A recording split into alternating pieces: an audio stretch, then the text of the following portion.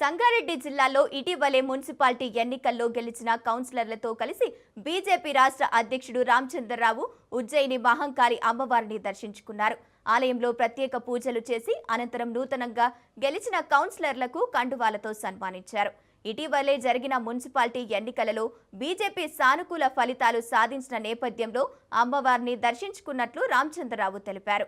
తెలంగాణ వ్యాప్తంగా అనేక చోట్ల సానుకూల ఫలితాలతో పాటు స్వల్ప తేడాతో కౌన్సిలర్లు ఓడిపోయారని అన్నారు. బీజేపీని రాష్ట్ర వ్యాప్తంగా బలోపేతం చేయడంలో ప్రజలంతా కలిసికట్టుగా కృషి చేయాలని కోరారు.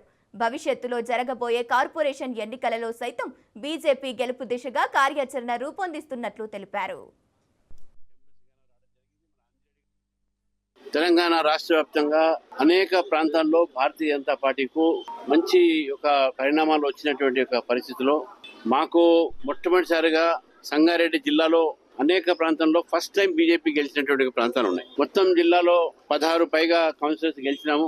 మళ్ళీ వాళ్ళందరూ కూడా ఇక్కడ ఈరోజు మహంకాళి ఒక దేవి అనుగ్రహానికి వచ్చారు. రానున్న రోజుల్లో తెలంగాణలో ప్రజలు సుభిక్షంగా ఉండాలి, సస్యశ్యామలంగా ఉండాలి, దాంతో పాటు పార్టీ కూడా పెరగాలి అనేటటువంటి ఆలోచనతో మన కరీంనగర్ కార్పొరేటర్స్ అందరూ కూడా మహాకాళి భాగ్యలక్ష్మి టెంపుల్, ఈ రోజు సంగారెడ్డి జిల్లా సంబంధించిన వాళ్ళు మహాకాళి టెంపుల్స్ గాను రావడం జరిగింది. మన అంజిరెడ్డి గారు ఎమ్మెల్సీ గారు, అదేవిధంగా గోదావరి గారు జిల్లా అధ్యక్షురాలు, మరి అదేవిధంగా విజయపాల్ రెడ్డి గారు మాజీ ఎమ్మెల్యే, రాజేశ్వర్ దేశపాండే గారు, సుభాష్ రెడ్డి గారు, వీరందరూ కష్టపడి ఈ రోజు ఇక్కడ పార్టీని గెలిపించే ప్రయత్నం చేశారు.